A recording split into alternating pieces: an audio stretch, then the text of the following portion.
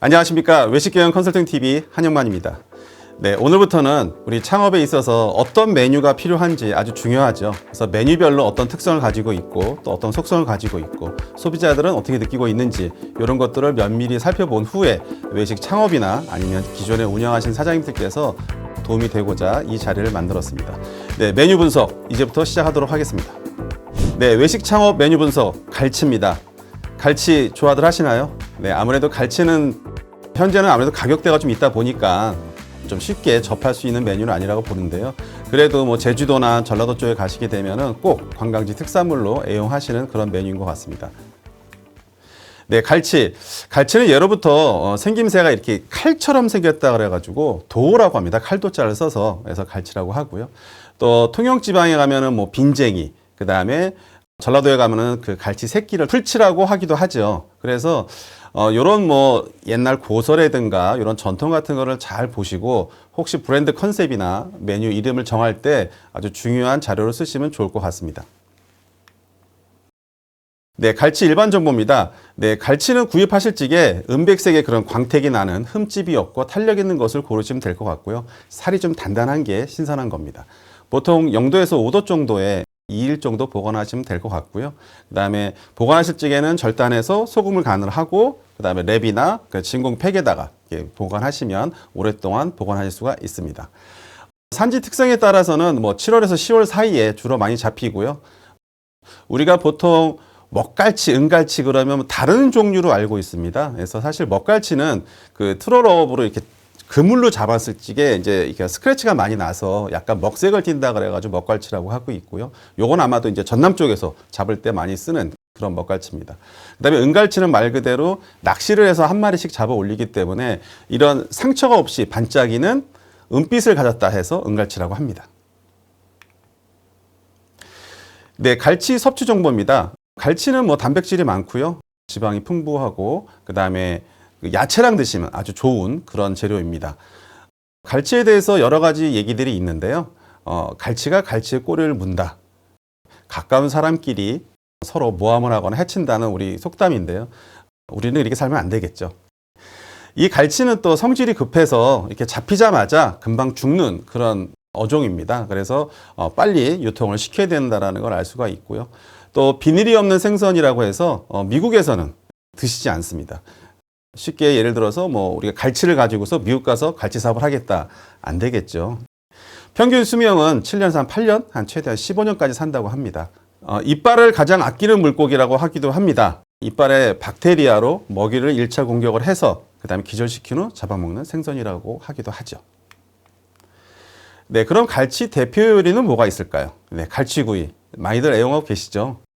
갈치구이는 주로 30, 40대에서 많이 좀 애용하는 그 소비자층을 보이고 있고요.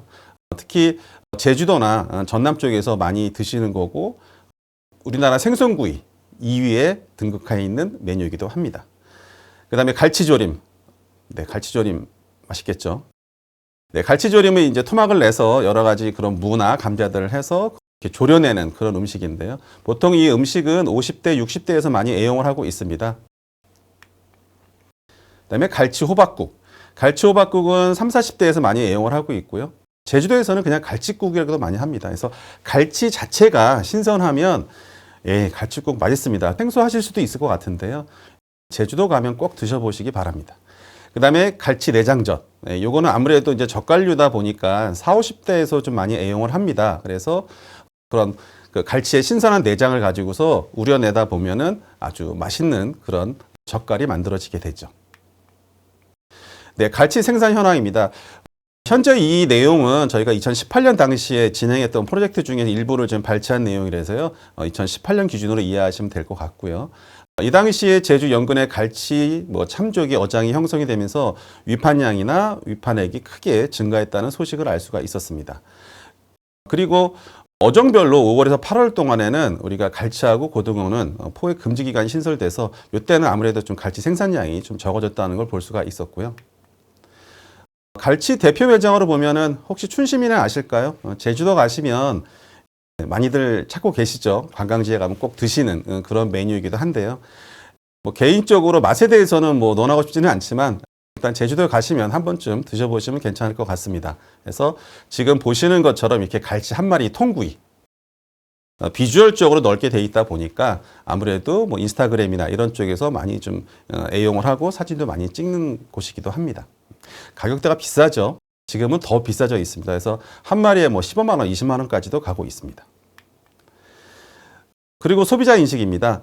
갈치를 어떤 연관어가 돼 있느냐. 제가 이전에 뭐 시장 조사 때도 말씀드렸지만 이런 빅데이터 상에서 갈치를 검색하게 되면은 어떤 연관어가 있는지 뭐 맛집이라든지 맛있다든지 뭐 이런 것들을 우리가 나중에 뭐 해시태그나 그다음에 블로그에서 하다 보면 히팅수를 높일 수 있고요.